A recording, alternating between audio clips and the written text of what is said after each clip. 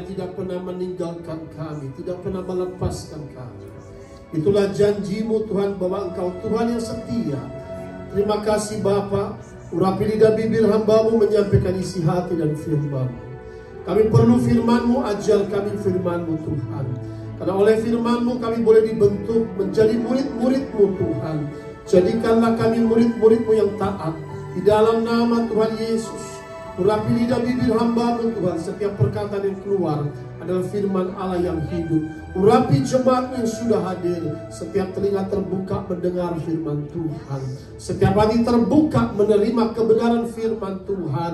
Biarlah setiap benih firman yang ditabur jatuh di tanah yang baik, berakar, berbuah 100 kali lipat. Tidak dicuri oleh si jahat. Di dalam nama Tuhan Yesus kami berdoa Tuhan, kuduskan gereja-Mu. Segala kuasa yang bukan daripada Tuhan, roh-roh jahat, setan, iblis, roh teritorial tempat ini kami ikat, kami patahkan, kami hancurkan dalam nama Tuhan Yesus. Setiap umat Tuhan siap diberkati dengan firman Allah. Katakan amin. Terpujilah Tuhan. Haleluya. Shalom semuanya. Katakan Tuhanku dahsyat, Tuhanku baik, aku diberkati Tuhan, aku disayang Tuhan, aku diurapi Tuhan. Haleluya. Pujilah Tuhan. Hari ini saya tidak bawa PowerPoint ya, karena kemarin tidak sempat. Maka tema khotbah hari ini adalah mematahkan kutuk generasi atau breaking generational curses ya. Mematahkan kutuk. Maka saudara terkasih dalam Kristus, apa itu kutukan?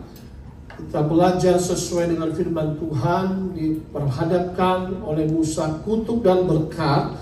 Artinya apa? Kutuk adalah kebalikan dari berkat. Kita semua mau diberkati Tuhan, katakan amin. Maka kita melihat bahwa Musa berkata, kepadamu kuperhadapkan berkat dan kutuk. Waktu kita taat kepada firman, maka otomatis kita diberkati Tuhan. Maka itulah kutuk itu adalah pelanggaran firman Tuhan ya. Jadi kutuk ini adalah kebalikan dari berkat. Itu pertama, perlu dipatahkan kutuk itu. Kutuk dapat diwarisi dari leluhur, nenek moyang, karena ada dosa kutuk generasi. Maka tema khotbah hari ini adalah mematahkan kutuk generasi. Nah saudara terkasih dalam Kristus, kita percaya orang yang diberkati Tuhan pasti berhasil. Amin. Pasti bahagia, hidupnya sempurna ya. Tetapi kalau kita melihat, pertama sebelum kita belajar sesuai dengan firman mengenai kutuk, coba kita melihat ada orang-orang yang biasanya kalau sakit itu pergi ke dokter, itu ada namanya penyakit turunan ya. Maka itu kenapa ada kutuk generasi? Karena juga ada penyakit turunan atau penyakit bawaan, saudara terkasih dalam Kristus. Maka kalau ke dokter itu ada penyakit turunan atau kita sebut dengan kutuk penyakit turunan yang harus dipatahkan ya. Nah sebelum dipatahkan maka kutuk ini beroperasi terus dalam kehidupan manusia, turun dari generasi ke generasi. Penyakit turunan itu atau penyakit bawaan itu seperti halnya contohnya adalah asma. Orang yang sakit asma itu dia biasanya papa mamanya dari nenek moyang itu biasanya ada keturunan asma. Makanya itu disebut dalam istilah kedokteran adalah penyakit genetik. Jadi gennya itu sudah ada penyakit bawaan nenek moyang. Iya kan? Nah atau penyakit jantung. Nah ini adalah salah satu penyakit bawaan. Diabetes, kalau nenek moyang diabetes, papanya diabetes, anak cucu juga bisa mewarisi diabetes. Anemia ya, anemia itu sel sabit atau darah merah berbentuk sabit.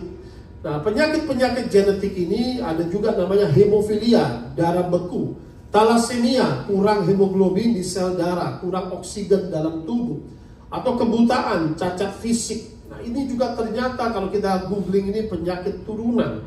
Satu lagi adalah stroke, kerusakan sel otak atau pembuluh darah. Huntington ya atau sel otak yang rusak. Gangguan mental, penyakit kejiwaan. Jadi kenapa penyakit kejiwaan? Ada yang penyakit kejiwaan dari nenek moyang itu genetiknya turun dan leukemia. Nah, kalau waktu saya pelajari, dalam teman saya juga ada dokter, atau dikatakan dalam Google itu kedokteran mencatat demikian, bahwa penyakit bawaan atau penyakit turunan ini tidak bisa disembuhkan. Hanya pencegahannya agar tidak terjadi komplikasi, ya, harus dilakukan perawatan. Nah, saudara terkasih dalam Kristus, maka itu dalam Alkitab disebut dengan penyakit kutukan, karena ada kutuk dari nenek moyang. Kutukan ini adalah masalah rohani, maka hanya dapat diselesaikan dengan cara yang rohani. Katakan amin. Kalau dokter tidak bisa menyelesaikan, kalau medis tidak bisa menyelesaikan, segala dokter Yesus Kristus bisa menyelesaikan. Beri tepuk tangan yang meriah bagi Allah kita. Amin, saudara. Amin. Itulah penyakit kutukan, ya, atau penyakit turunan, ya. Nah, ada macam-macam penyakit turunan itu, ya. Saya sebelum saya jadi orang Kristen dulu, saya punya penyakit setiap hari itu flu, saudara. Flu. Jadi apalagi pindah tempat, ganti cuaca, flu. Tanpa ganti cuaca itu aja sudah flu. Lalu tiap pagi itu gatal-gatal merah badan saya, sehingga harus pakai bedak Hirosin, ya kan? Nah, penyakit flu ini tidak sembuh-sembuh, saudara. Walaupun dulu saya rajin berolahraga. Katakan orang bilang kalau olahraga mungkin pasti sehat. Olahraga nggak ada hentinya. Senin sampai Minggu itu olahraga, saudara. Ya, jadwal olahraganya padat. Itu ada karate, ada fitness tanpa henti, saudara. Tapi masih saja penyakit flu ini menyerang, ya kan? Lalu tapi puji Tuhan, sudah setelah baptis Islam, walaupun sudah tidak pernah karate, tidak pernah fitness, ya, tidak pernah olahraga, tidak pernah flu lagi, gatel-gatelnya hilang, segala penyakit bawaan hilang. Itulah kuasa Tuhan, katakanlah. Kutuk harus dipatahkan dengan kuasa Tuhan, katakan amin. Karena ini adalah masalah rohani. Makanya saya belum bahas mengenai spiritual secara dalam dulu, tapi kita belajar ternyata ada penyakit kutukan yang memang tidak bisa disembuhkan, hanya ada pencegahan atau juga perawatan, ya.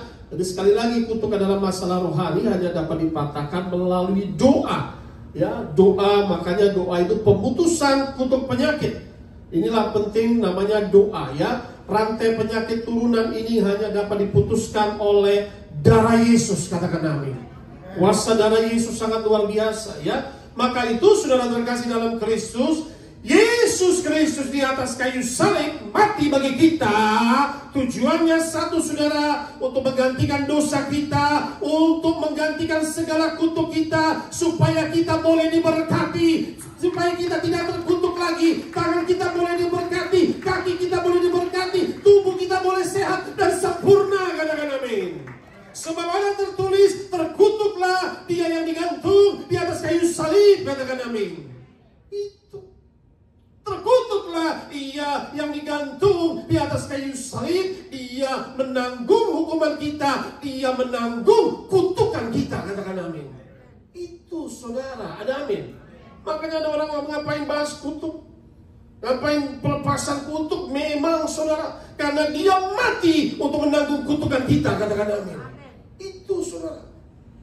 Maka saudara terkasih dalam Kristus, tujuannya Yesus mati di atas kayu salib, ya tertulislah, terkutuklah dia tergantung di atas kayu salib.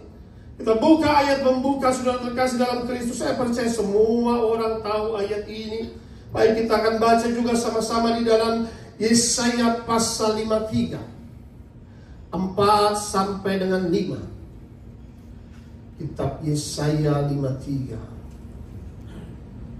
4 sampai dengan 5. Yuk, sudah ada di layar, sama-sama kita baca. 3, 2, 1 dengan bangganya. Tetapi sesungguhnya apa?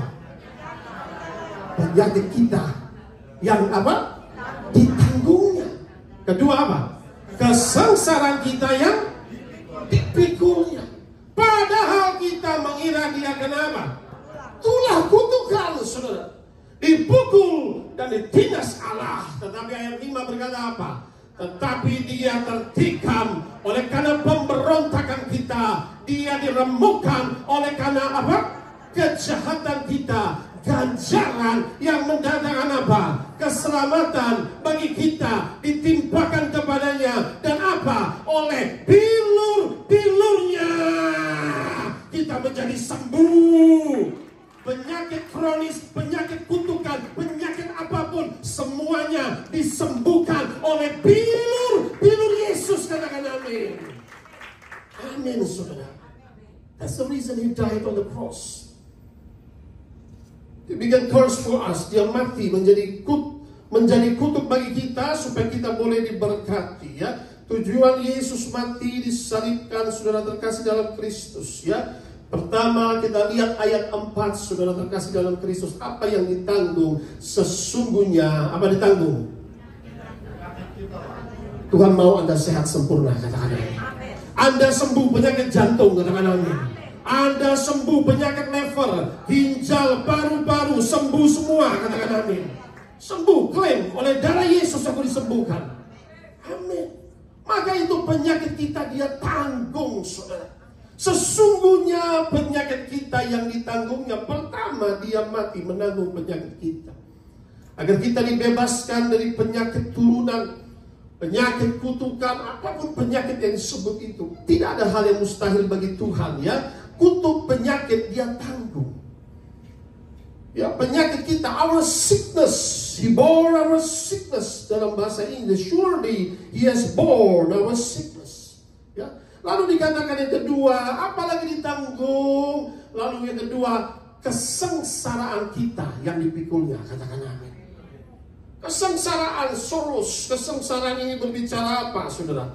Kemiskinan, kegagalan, kesukaran, penderitaan, kesialan, stagnasi, kemunduran, backwardness, keterbelakangan, keterbatasan, berat jodoh, mandul, semuanya kesengsaraanmu sudah ditanggung oleh Tuhan. Engkau tidak akan gagal lagi, engkau akan berhasil, engkau tidak akan miskin lagi, diperkaya oleh Tuhan. Dia sudah tanggung, engkau tidak lagi sengsara, kata Tuhan. Katakan amin.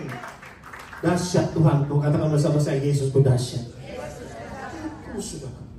Jadi, wah, kenapa bahas kutuk? Karena Yesus sudah menanggung kutukku, katakan amin. Iya, Dia sudah tanggung penyakitku. Dia sudah tanggung kesengsaraanku. Yesus baik, katakan amin. Tuhan dahsyat, Tuhan Yesus baik. Jadi inilah yang mati di atas kayu salib, menanggung kutuk penyakit, menanggung kutuk kesengsaraan, kutuk penderitaan. Lalu apalagi yang Dia tanggung? Makanya itu, saudara, kenapa Injil harus diberitakan? Karena ini adalah kabar baik, ya. Dia, padahal kita mengira Dia kena tulah, ya. Tulah ini adalah satu kutukan, ya, kena tulah, ditindas, dipukul oleh Allah, ya. Tetapi apa kata Alkitab, ya? Dia tertikam oleh karena apa? Pemberontakan. Pemberontakan ini adalah pemberontakan dosa, ya. Pemberontakan ini berbicara dosa. Dalam bahasa Inggris, He was pierced for our transgressions. Kesalahan kita. Dia tertikam karena pelanggaran dosa kita, ya. Lalu berikutnya dikatakan He was bruised for our iniquities, ya. Dia diremukkan karena kejahatan kita. Pemberontakan artinya memberontak terhadap firman Allah. Kejahatan juga berbicara mengenai dosa. Dalam bahasa Inggris jelas sekali dikatakan mengenai dosa-dosa kita, our transgressions. Dia menanggung dosa-dosa kita, kesalahan kita. Lalu dikatakan our iniquities. Iniquities itu berbicara bukan cuma dosa kita, segala dosa nenek moyangmu ditanggung oleh Tuhan. Katakan amin. Amin, saudara. Kutuk dari nenek moyang, iniquities itu semua kutuk-kutukan nenek moyang itu Dia tanggung. That's iniquities. Ya, transgressions, iniquities, Dia tanggung semua. Saudara terkasih dalam Kristus, Dia menanggung dosa. The sin of rebellion, our transgressions, our iniquities, semua Dia tanggung, saudara. Tujuannya apa, saudara? Dia tanggung itu semua. Mati di atas kayu salib. Tujuannya apa? Iya, transgressions, iniquities, ya. Tujuannya apa, saudara terkasih dalam Kristus? Kembali bahasa Indonesianya, coba. Supaya kita diselamatkan, supaya kita tidak masuk neraka, supaya kita boleh memperoleh hidup yang kekal itu. Katakan amin. Iya. Tujuannya satu, supaya anak-anak Tuhan selamat semua, saudara. Tujuannya supaya kita ini tidak, yaitu dibebaskan dari hukuman kekal, ya. Nah, saudara terkasih dalam Kristus, berarti kita bisa melihat satu garis besar dari kutuk ini apa, saudara?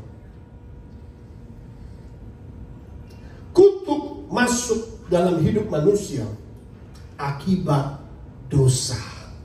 Amin.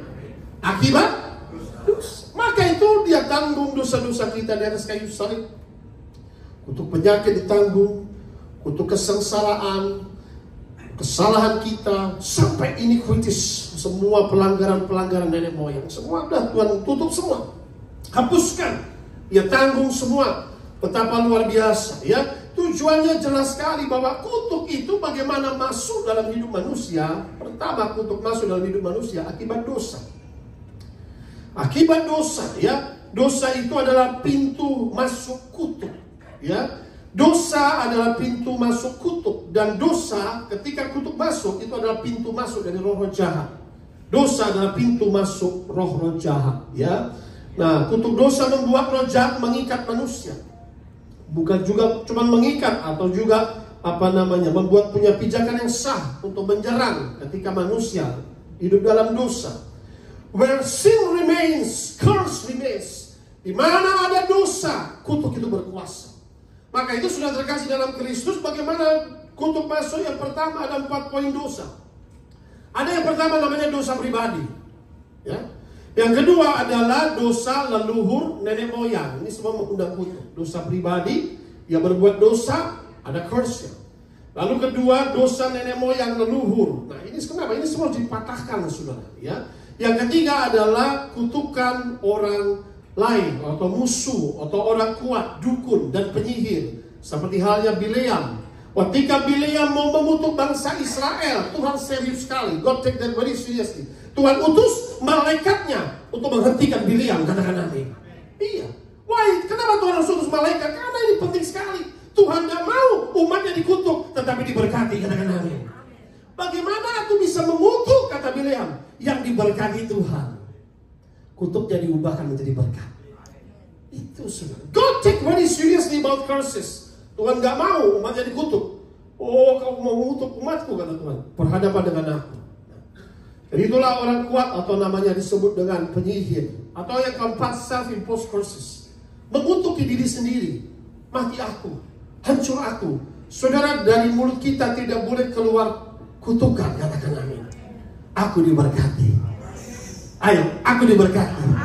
Aku disayang Tuhan. Aku diurapi Tuhan. Aku pasti berhasil menjadi kepala, tidak menjadi ekor. Selalu naik, bukan turun. Aku pasti maju dalam nama Yesus. Haleluya. Amin. Amin. Seringkali yang keluar dari mulut kita adalah hal-hal yang negatif.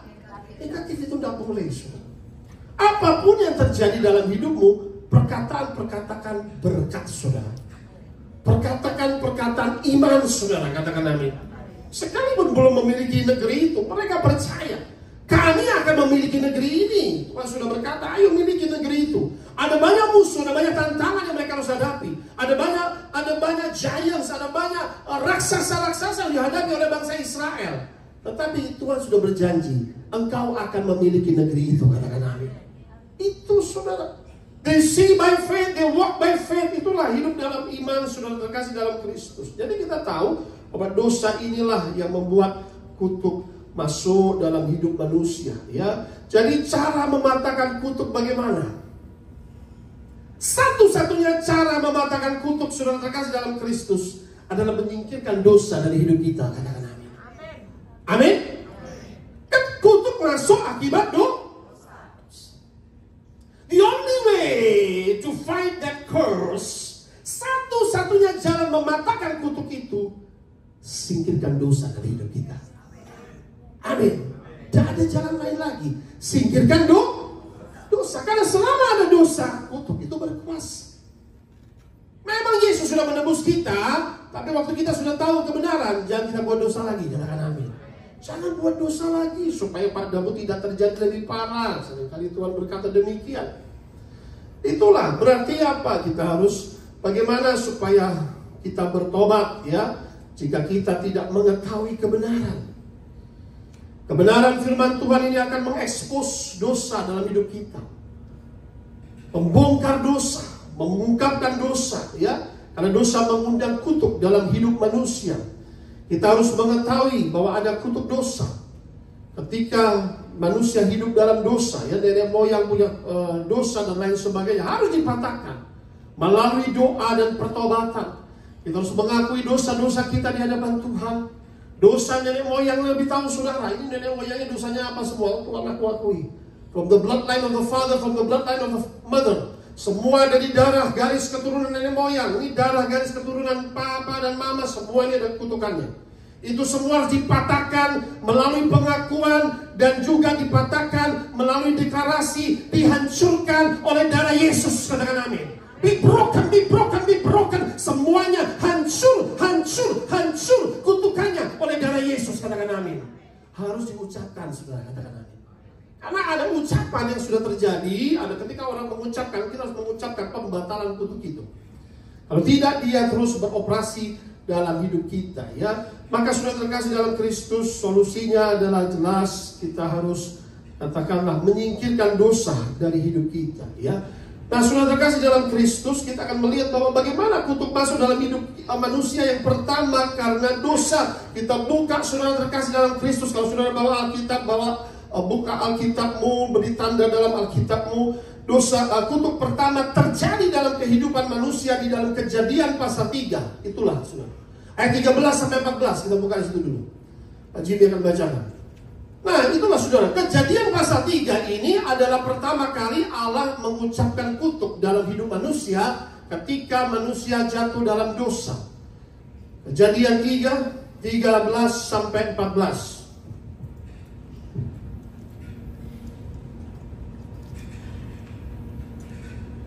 Kejadian 3 ayat 3 sampai 13. Kejadian 3 ayat 13. Kemudian berfirmanlah Tuhan Allah kepada perempuan itu, apakah yang telah kau perbuat ini? Jawab perempuan itu, ular itu yang memperdayakan aku, maka kumakan. Lalu berfirmanlah Tuhan Allah kepada ular itu, karena engkau berbuat demikian, terkutuklah engkau di antara segala ternak dan di antara segala binatang hutan. Dengan perutmu lah engkau akan menjalar, dan debu tanahlah akan kau makan seumur hidupmu. Amin. Waktu Allah menciptakan seluruh langit dan bumi, semua binatang, burung di udara, ikan-ikan, semua daratan, dari hari pertama sampai hari ke-6 diciptakan manusia, Tuhan berkata semuanya baik. Katakan amin. Katakan bersama saya, semuanya baik. Bagaimana ini kutuk masuk dalam hidup manusia?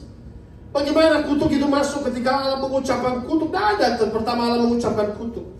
Tapi waktu Tuhan berfirman kepada manusia, Taman Eden, semua pohon di tanaman ini boleh kau makan. Hanya satu pohon, pohon pengetahuan, jangan kau makan. Jangan kau raba, jangan kau makan.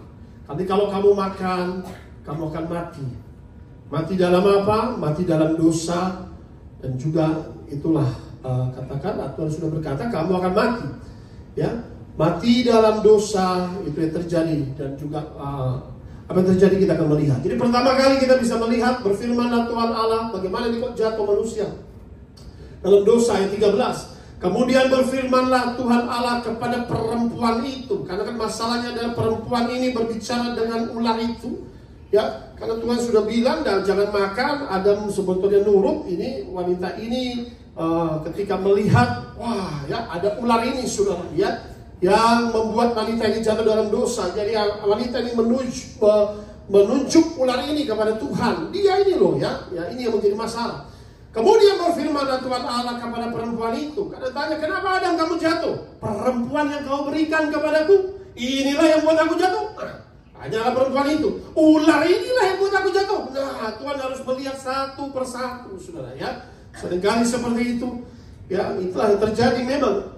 Kemudian berfirmanlah Tuhan Allah kepada perempuan, apakah yang telah kau perbuat ini? Ya, sampai suamimu jatuh, ya kan?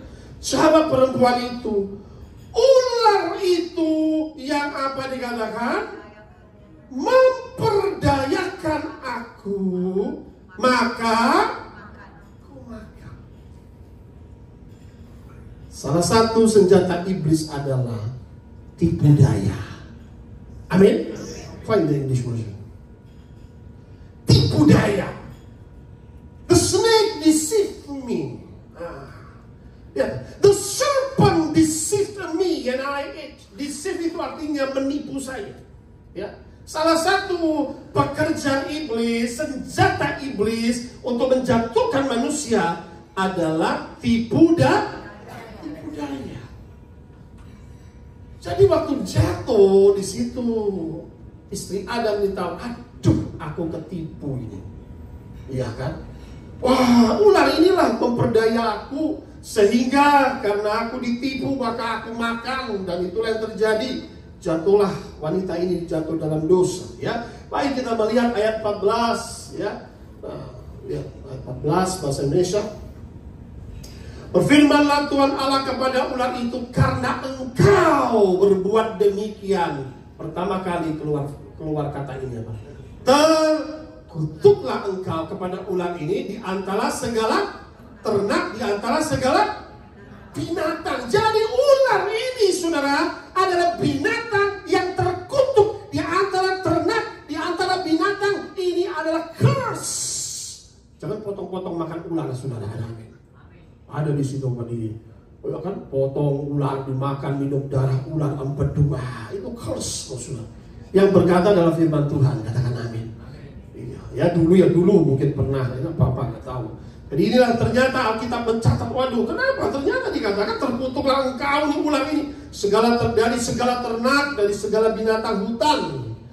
Dengan perutmu engkau akan. Tadi berarti tadinya ada mungkin tangan dan kaki begitu, ya kan? Seperti komodo itu disebut dengan Indonesian dragon atau cicak aja ada tangan kaki. Jadi ini sudah dia tidak punya kaki, sudah hilang kakinya, menjalar dengan perut keras. Jadi dikutuk oleh Tuhan. Kau akan menjalar dan debu tanahlah akan kau makan seumur hidupmu, debu tanah, ya. Inilah kutuk pertama keluar ini kepada si iblis ini, sehingga dia menjadi binatang yang terkutuk, ya. Nah, akhirnya yang kedua kita akan baca dalam Kejadian 3:16-18 di mana manusia jatuh dalam dosa, Tuhan mulai menghukum saudara terkasih dalam Kristus. Saya mulai ayat 16 saudara berikutnya. Firman-Nya kepada perempuan itu, susah payahmu waktu mengandung akan kubuat sangat banyak.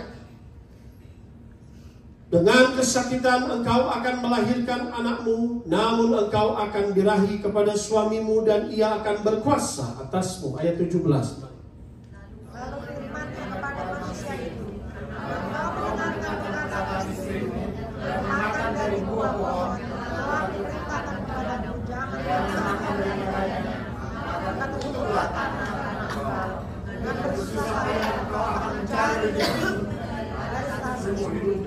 Amin. Ayat 18. Firman Tuhan berkata, semak duri dan rumput duri yang akan dihasilkan bagimu dan tumbuh-tumbuhan di padang akan menjadi makananmu. 19.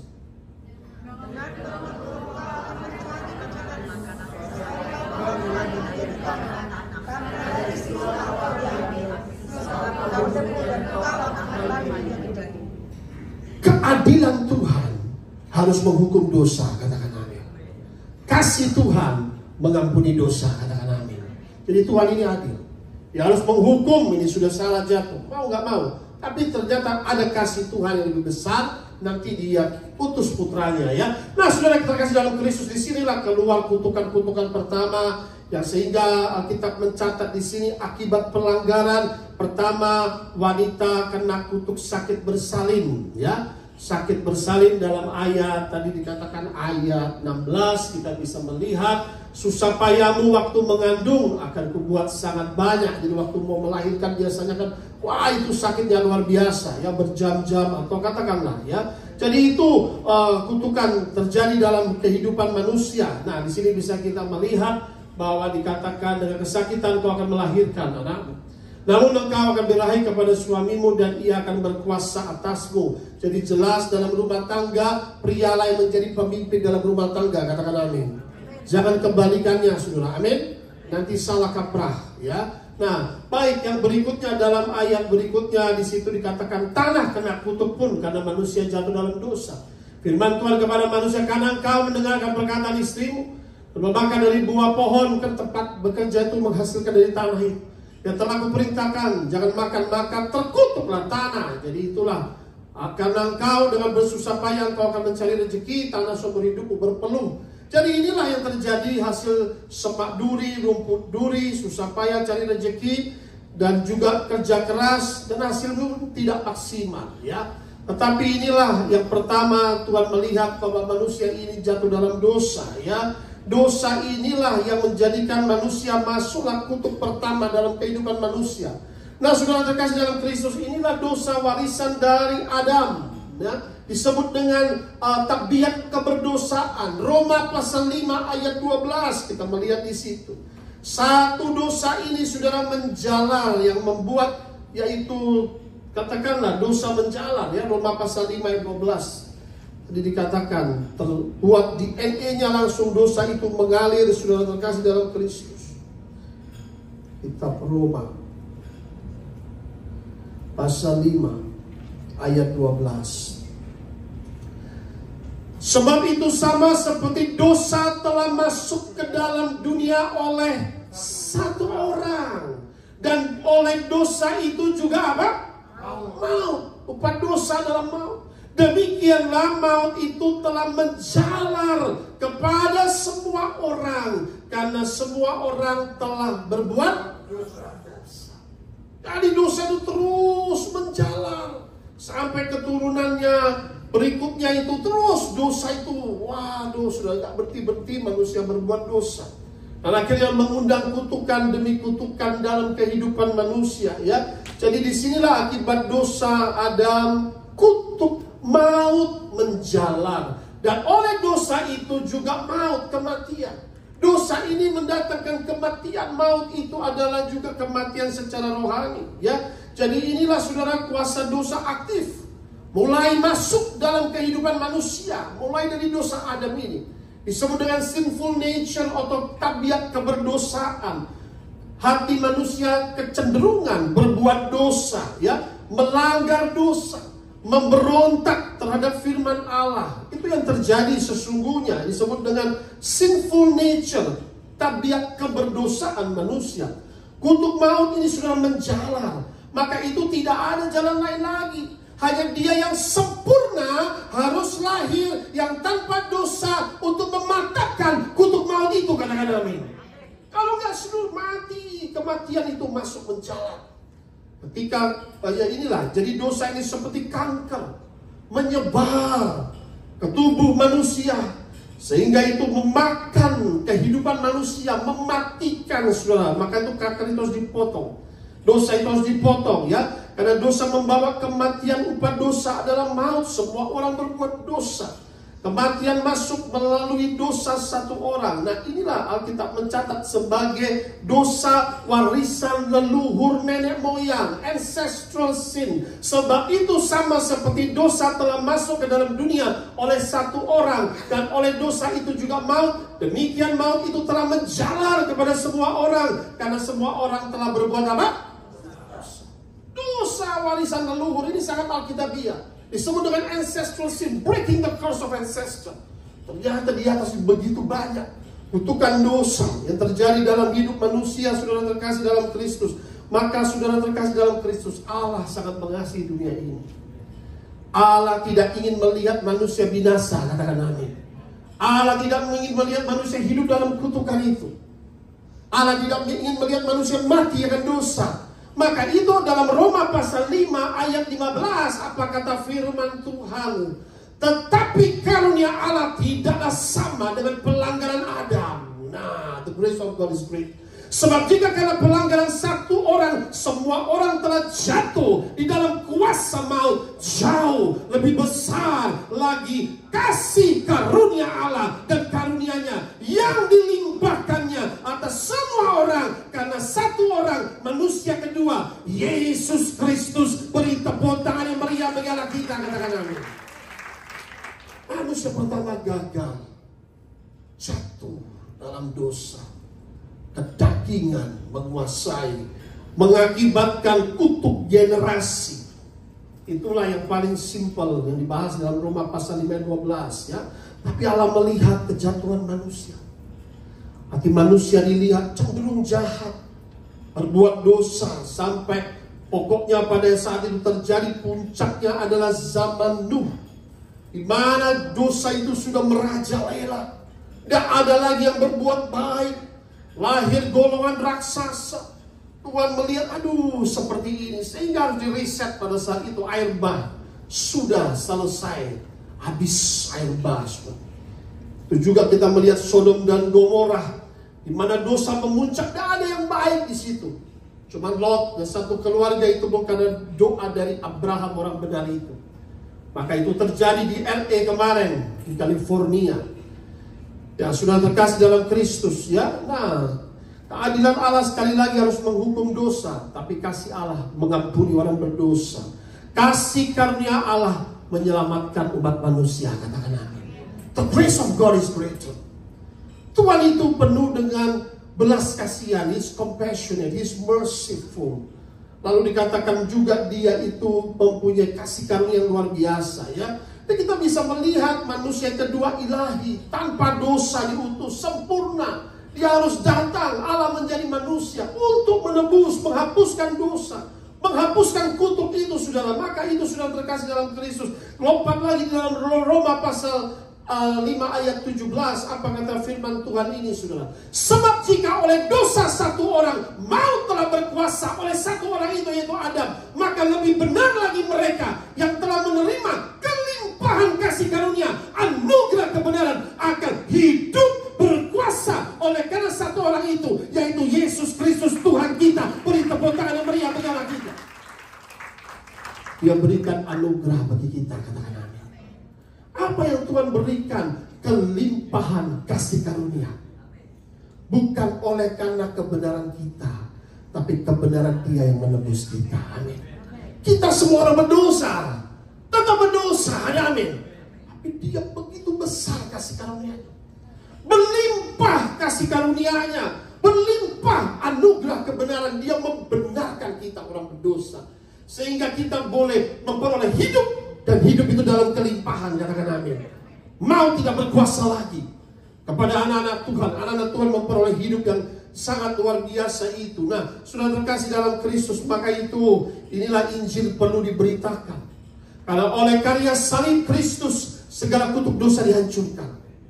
Oleh salib Kristus, kita boleh beroleh pengampunan dosa oleh darah Yesus. Kita boleh ditebus, memperoleh penebusan, pembebasan dari semua kutuk dosa. Kelimpahan kasih karunia dan kelimpahan kebenaran datang dari Kristus. Grace and truth come from Jesus Christ. Kita perlu kasih karunia Tuhan, katakan amin. Kita perlu kebenaran itu, katakan amin. Dialah yang datang membawa kelimpahan kasih karunia dan kebenaran yang menyelamatkan umat manusia ini, sudah terkasih dalam Kristus ya. Jadi sangat luar biasa, Dia menghidupkan segala sesuatu yang mati dalam hidup kita. Penyakitmu yang membawa kematian dihidupkan oleh Tuhan.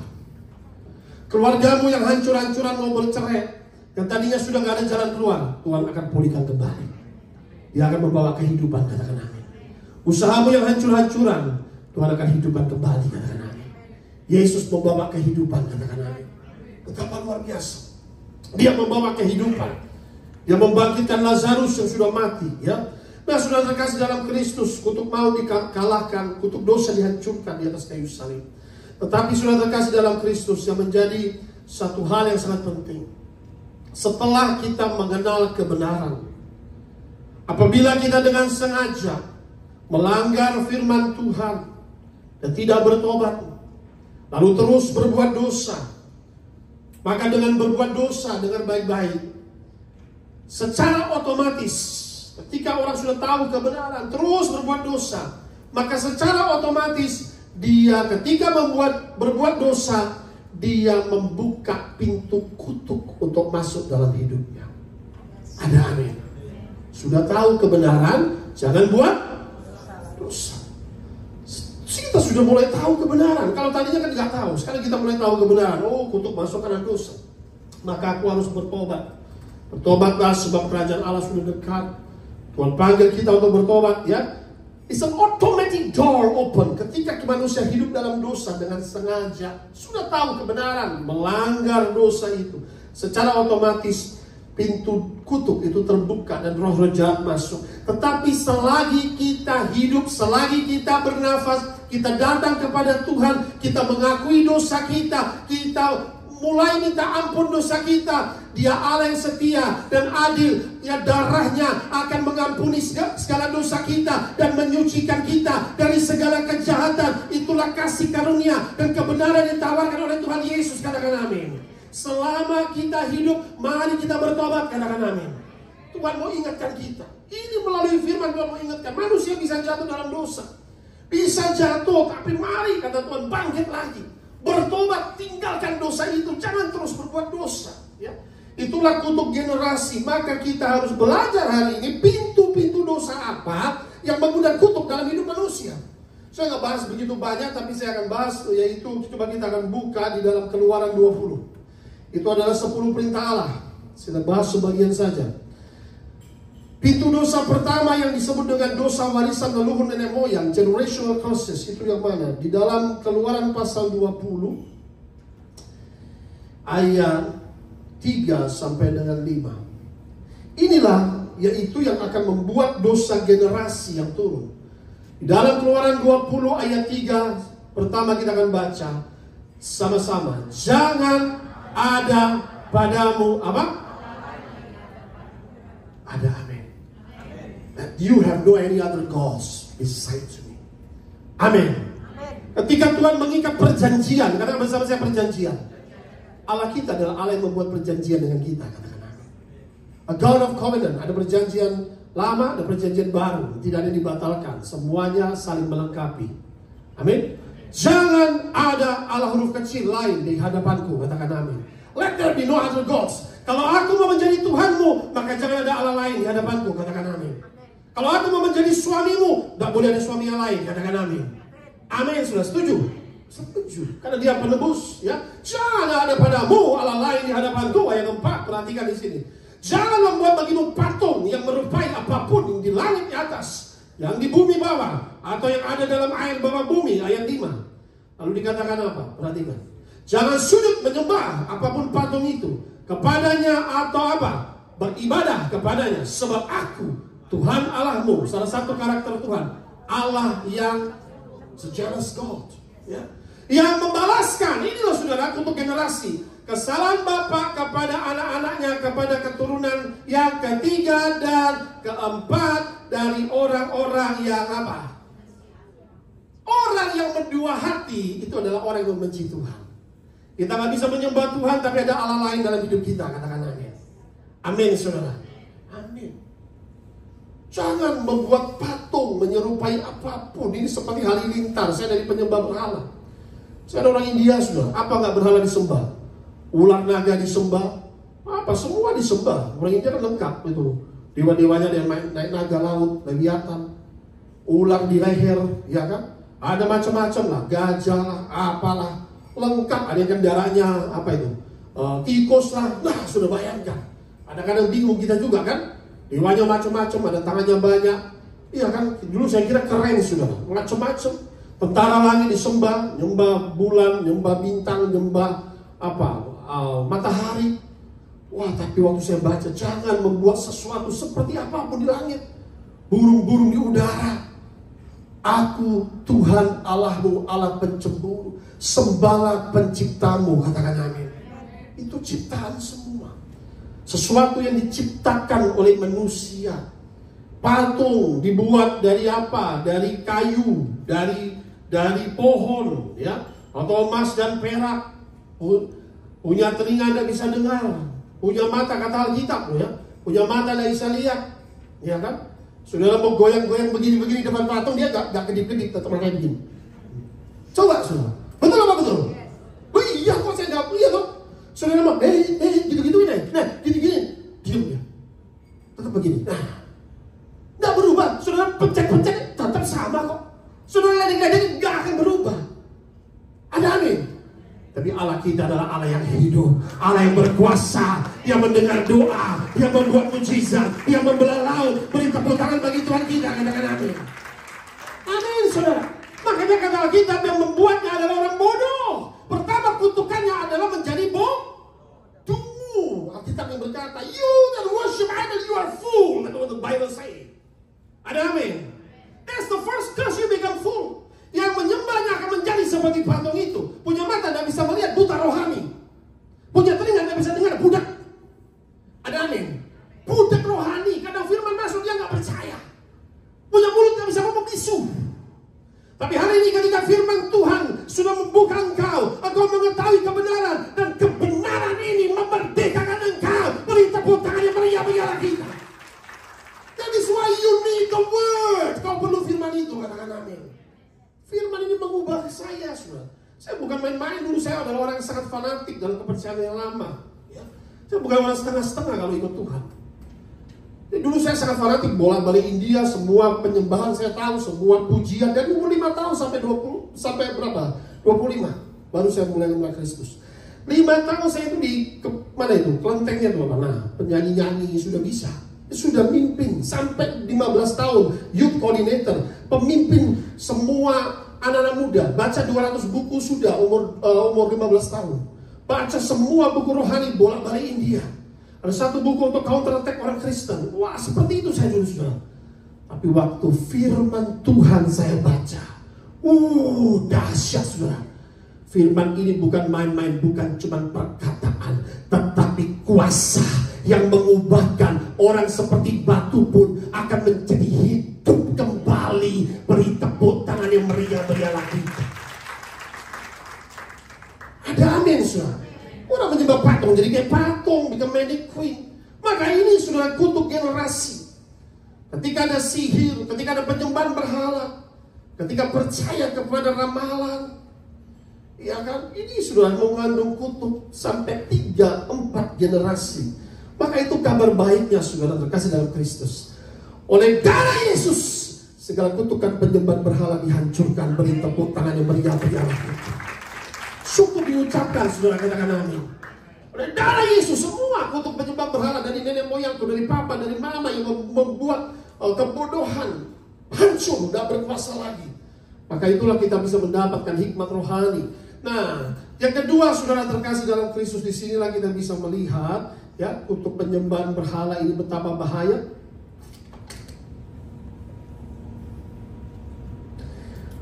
Yang berikutnya di dalam Keluaran 20 ayat 13. 10 perintah Allah ini, saudara, ternyata setiap ayat ini ketika dilanggar ada kutukannya. Yang berikutnya dikatakan apa? Jangan apa? Membunuh. Membunuh itu berarti kan jelas. Ternyata ini ada kutukannya. Membunuh, Keluaran 20 ayat 13. Ya, pembunuh ini mengerikan kutukannya. Kutukannya apa? Di dalam Kejadian 4 ayat 10 sampai 12. Pembunuhan pertama di bumi. Ya. Kakak membunuh adik. Kejadian pasal 10 ayat 12.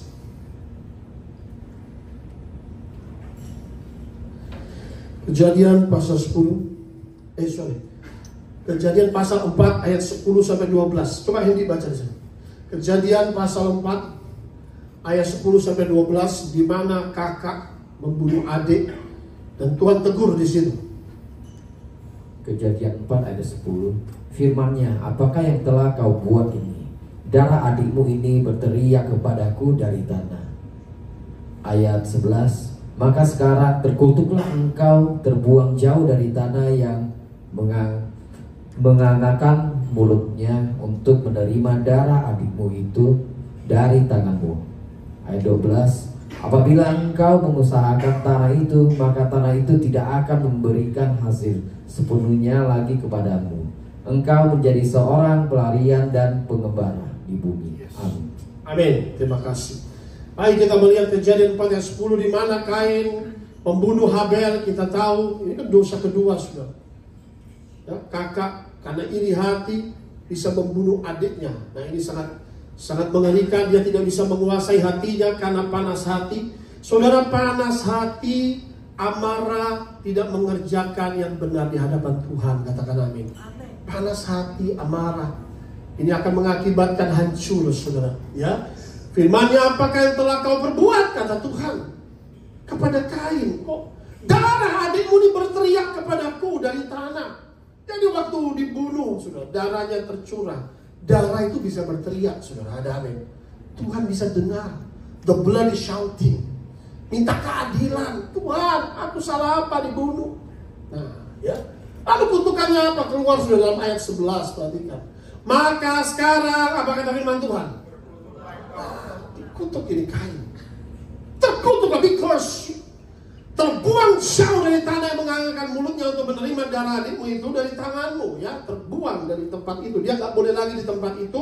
Dia suruh pindah, kata Tuhan. Karena dia gak bisa di situ. Ya. Kutukannya apa? Yang dalam ayat 12, perhatikan. Apabila engkau mengusahakan tanah itu, maka tanah itu tidak akan memberi hasil sepenuhnya. Yang pertama, pekerjaan dia hasilnya tidak maksimal. Karena dia sudah melakukan dosa pembunuhan. Yang kedua, ya, engkau menjadi seorang pelarian, fugitif, ya, dan pengembara, vagabonds. Ini adalah kutukan. Kita tolak kutuk mengembara, katakan amin. Ada orang bisa mengembara dari sono sini-sini, dia nggak pernah. Katakanlah 3 tahun di sini, pasti setelah 3 tahun pindah lagi. 3 tahun dia ada cerita sama saya, Pak, saya 3 tahun itu pindah-pindah terus selama hidup saya. Loh, itu harus Anda dipatahkan dari kutuk pengembara, katakan amin. Iya, 3 tahun pindah sini, pindah lagi sini, pindah lagi sini, nggak bisa menetap. Kita tolak kutuk mengembara, katakan amin. Berarti bisa juga dari nenek moyang ada yang pernah melakukan dosa, pembunuhan, ya. Jadi itu harus dipatahkan, ya. Jadi itulah. Jadi kami tolak kutuk mengembara, tidak menjadi pelarian, karena inilah dosa yang dilakukan oleh Kain, sehingga kutuk yang kedua ini keluar. Jadi bahkan dalam firman Tuhan perjanjian baru menghujat sama manusia sama kadarnya dengan dosa, ya. Termasuk aborsi bayi-bayi tidak boleh. Itu sama dengan membunuh bayi-bayi. Yang sudah pernah, ya minta ampun sama Tuhan. Tuhan mengampuni dosa kita, katakan amin. Jangan lakukan dosa itu lagi. Dalam Wahyu 22 ayat 15, ini dosa pembunuh ini gak bisa ke surga kalau tidak bertobat. Harus bertobat, minta ampun, ya. Minta ampun, selesai. Karena tidak ada dosa yang tidak diampuni Tuhan selain dosa menghujat Roh Kudus, katakan amin. Semua dosa Tuhan mau ampuni ketika kita datang kepadanya, amin. Menghujat Roh Kudus itu saja yang itu sudah kata Tuhan, tidak boleh. Baik, Wahyu 22:15. Tetapi maaf, ini anjing-anjing ini berbicara sama tukang sihir, ya, orang dosa okultisme, tukang sihir, maaf, orang-orang sundal ini sexually immoral atau pembunuh. Nah, di sini ada pembunuh, ya. Ini kata Tuhan Yesus loh, penyembah berhala dan setiap orang yang mencintai pendusta dan yang melakukannya tinggal di luar, tidak bisa masuk kerajaan sorga, ya. Jelas sekali. Jadi saudara, ketika kita tahu ini pintu dosa ini berbahaya, kita nggak mungkin lah kita membunuh orang lain, tapi juga jangan menghujat sesama manusia. Jaga mulutmu, katakan amin. Berkata kafir, berkata jahil, berkata-kata jahat orang lain itu sama, kata Tuhan kadarnya sama dengan membunuh, termasuk memfitnah. Berhati-hatilah kata-katamu. Lebih baik kata-kata yang baik, ya. Nah, sudah terkasih dalam Kristus. Yang berikutnya, ya, saya hanya bahas 4 poin saja. 1 poin lagi yang terakhir. Tadi sudah dosa membunuh, penyembahan berhala. Satu lagi yang terakhir ini, karena jelas, ya, tentang mencuri, juga tentang di situ ada, ya, pencuri tidak bisa, atau berdusta, ya, tidak bisa, tinggal di luar. Nah, berikutnya adalah ketika orang melanggar perjanjian pernikahan, itu sangat berat di mata Tuhan, katakan amin. Mengundang kutukan dalam hidupnya. Ada amin. Orang yang sudah dinikahkan, apalagi dalam nama Bapa, Putra dan Roh Kudus, dipersatukan oleh Tuhan dalam nama Tuhan Yesus, itu tidak boleh cerai, katakan amin. Itu mengundang kutukan. Coba kita lihat sekali lagi dalam Keluaran 20 ayat 14, bunyinya apa? Jangan apa? Jangan apa? Zina. Ada amin. Membahas perzinahan ini luas sekali, saudara. Saya akan bahas singkat-singkat aja. Jangan berzina, kata Tuhan. Ya. No fornication, no adultery. Karena kudus kehidupan, ya. Artinya jelas sekali dikatakan jangan berzina, ya. Lalu kata Tuhan demikian. Bukankah saja orang sudah melakukan perzinahan, ketika kita memikirkan mengingini wanita itu, berfantasi saja sudah berzina dalam hati. Ada nggak dalam perjanjian lama? Hah? Keluaran 20 ayat 17. Tetap di 20 ayat 17. Yuk kita lihat di situ. Jangan apa? Mengingini apa? Ini. Istri sesamamu, katakan amin. Suami sesamamu, katakan amin. Yang sudah menjadi milik orang lain, mengingini saja tidak boleh, katakan amin. Amin, saudara. Iya. Belong to other. Soul tie-nya itu sudah diikat oleh Tuhan. Who are you to cancel? When God has already blessed, kita tidak bisa memutuskan apa yang sudah diberkati Tuhan, katakan amin. Amin, saudara. Dengar firman. Yang punya telinga dengar firman. Saya tidak mau berhutang sama Tuhan, karena ini penting sekali. Ini adalah fondasi kehidupan pernikahan ini, saudara. Fondasi hari-hari ini yang dihancurkan oleh iblis adalah pernikahan. Dalam Amsal dikatakan demikian, bunyinya bahasa Inggris. Saya kasih ayatnya. When the foundation is destroyed, what the righteous will do. Ketika fondasi itu sudah dihancurkan, maka apa yang akan dilakukan oleh orang benar itu? Amin. Fondasi pertama yang suka dihancurkan oleh iblis adalah pernikahan. Pertama waktu Tuhan buat Adam dan Hawa, Tuhan memberkati mereka, katakan amin. Itu fondasi loh, saudara. Beranak cuculah dan bermultiplikasi. Tuhan menjadi saksi dalam pernikahan itu, katakan amin. Jangan berzina. Sudah terkasih dalam Kristus. Karena ini seringkali Tuhan sampai ngomong di telinga, saudara. Lalu saya tegas, maka saya sempat bawa ini. Kamu lurus. Aku panggil kamu karena kamu lurus. Saya melayani Tuhan karena langsung dari Tuhan Yesus, saudara. Bukan apa ya? Kalau nggak ngapain?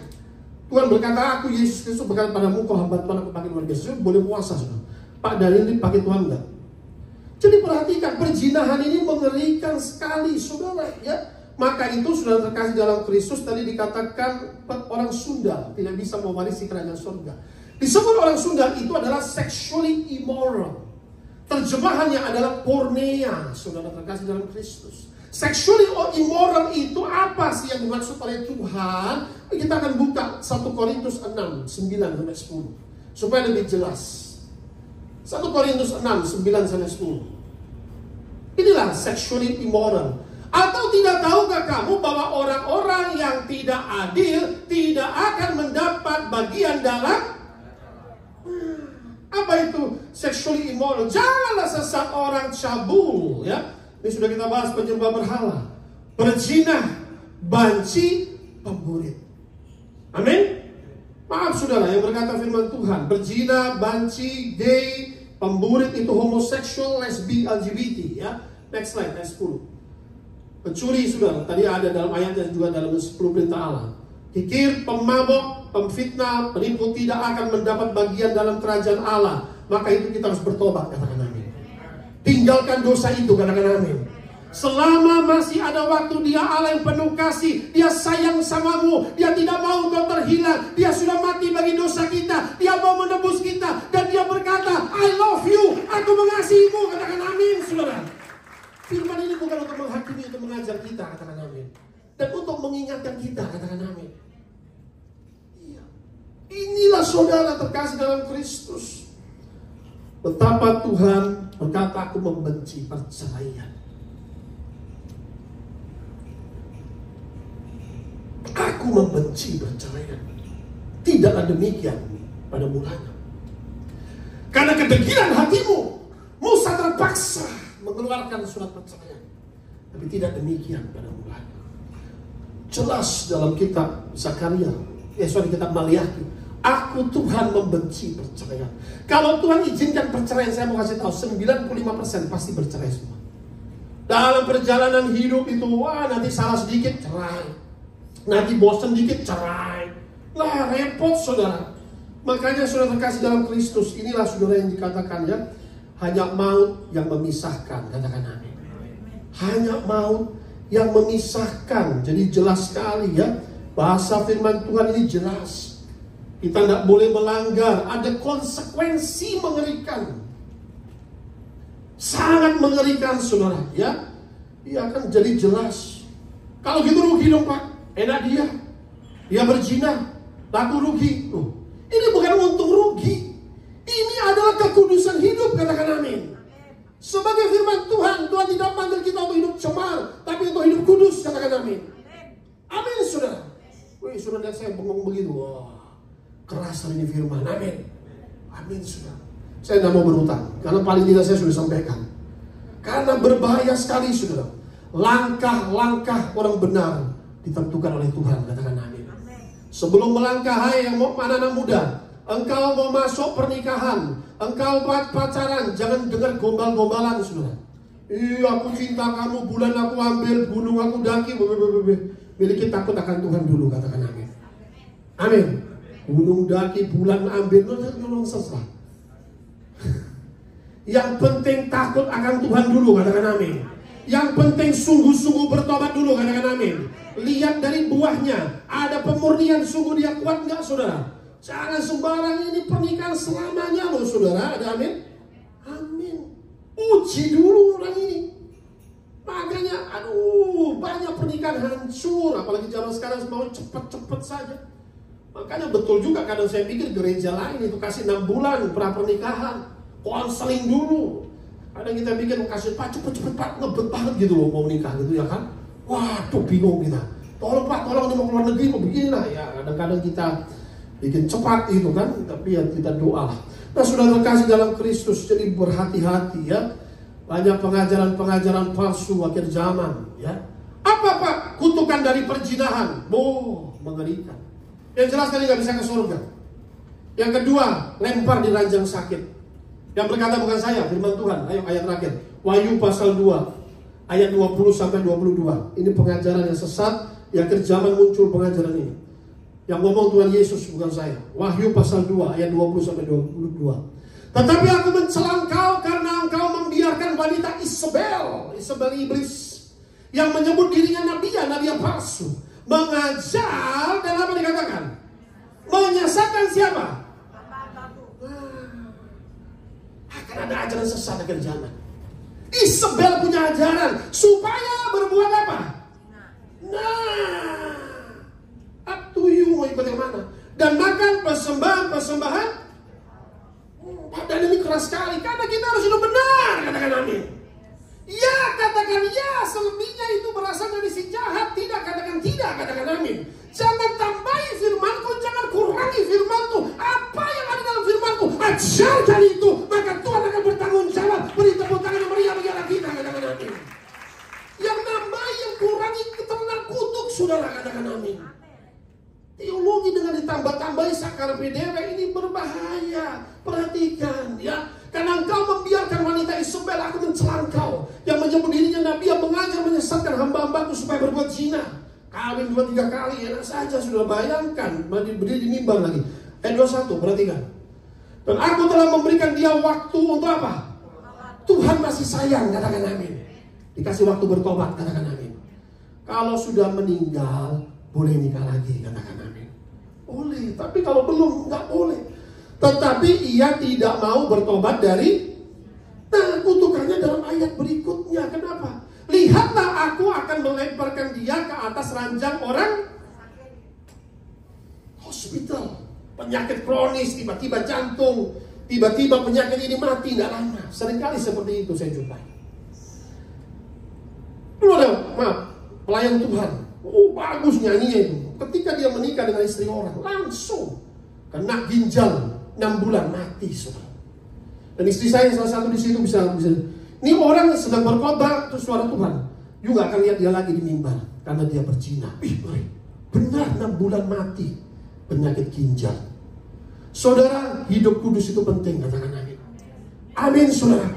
Amin. Maaf, saudara, saya ngomong dari saksian.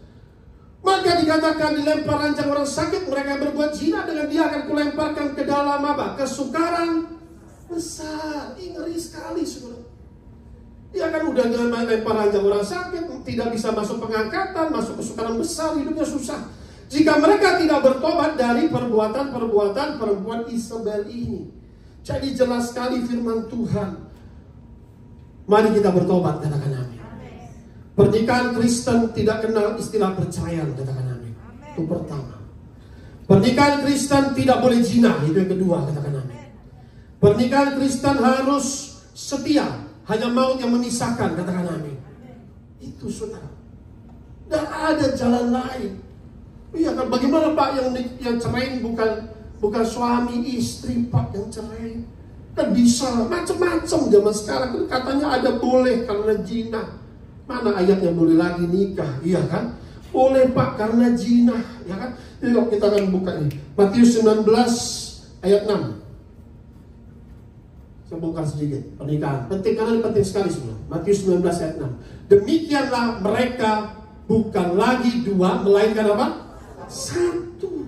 Karena itu apa yang dipersatukan Allah tidak boleh. Kata bersama saya, tidak boleh.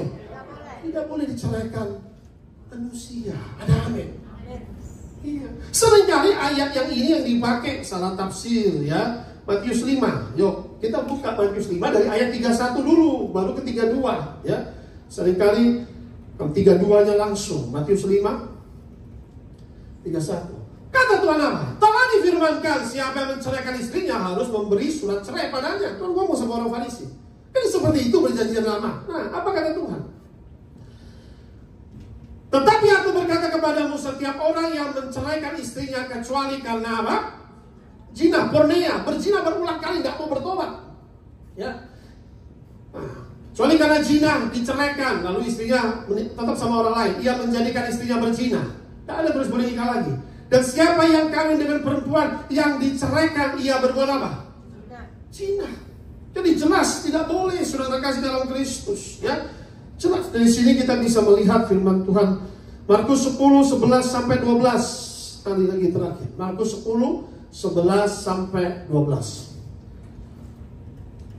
Markus 10, 11 sampai 12. Lalu katanya kepada mereka, nah ini jelas, barang siapa menceraikan istrinya lalu kawin dengan perempuan lain, ia hidup dalam apa? Perzinahan terhadap istri yang baru itu, katakan amin. Punya istri 5 yang diakui di sorga, yang pertama, katakan amin. Yang 4 malaikat nggak kenal, saudara. Makanya orang di sumur itu, kamu punya 5 suami kan? Yang sekarang ada padamu bukan suamimu. Jelas sekali loh, Tuhan tahu. Ya. Ayat 12, perhatikan. Jika si istri yang menceraikan suaminya dan kawin dengan laki-laki lain, ia berbuat, marilah kita hidup kudus. Maka darah Yesus menghancurkan segala kutukan. Beri tepuk tangan yang meriah bagi Allah kita. Terima kasih Tuhan Yesus. Haleluya. Amin.